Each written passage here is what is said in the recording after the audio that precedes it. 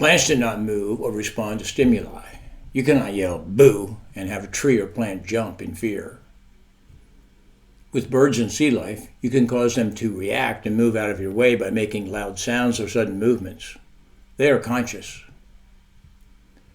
Let the waters swarm with fish and other life. Perhaps not considered here is the fact that all the waters were gathered into one place in verse 9 on day 3.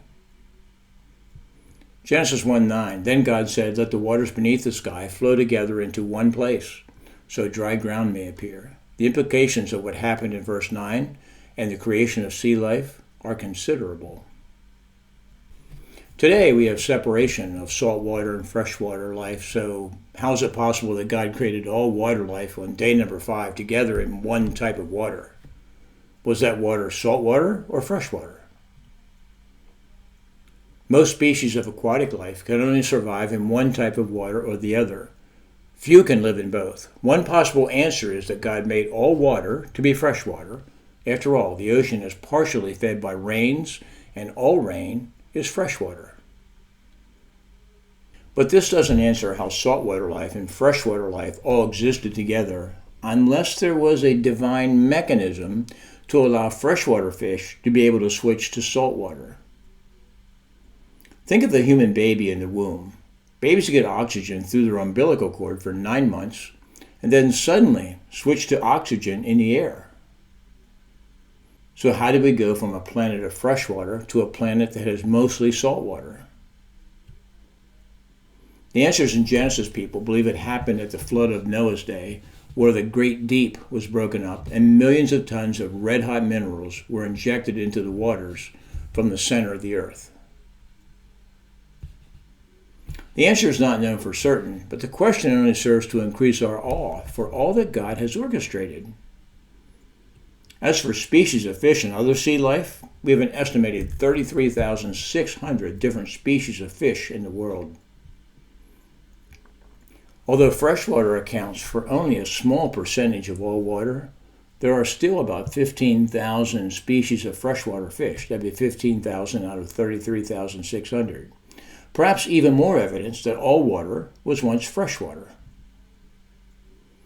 So God created great sea creatures and every living thing that scurries and swarms in the water.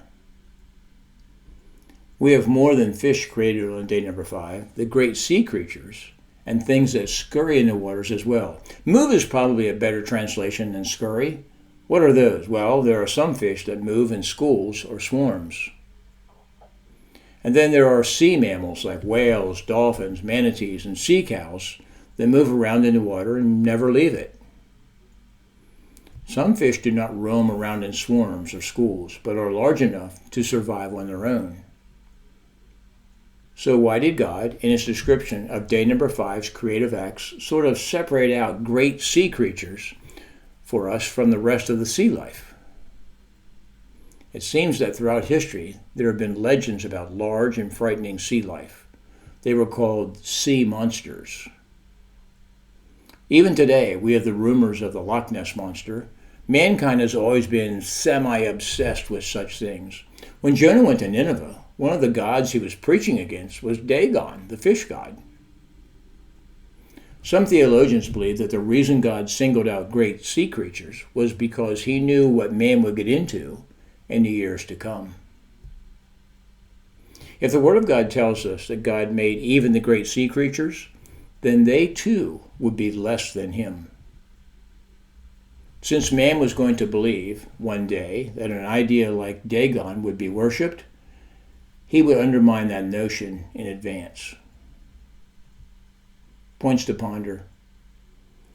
Plants do not move or respond to stimuli. 2. We have an estimated 33,600 different species of fish in the world. And 3. There was a divine mechanism to allow freshwater fish to be able to switch to saltwater. This class, and indeed the entire school, is dedicated to helping others see that God is bigger than we think and better than we know. To get to the next video, make a note of the class number for this recording, then search for the next one. Here's a sample. If this video is number L01.1, Then the next one is L01.2.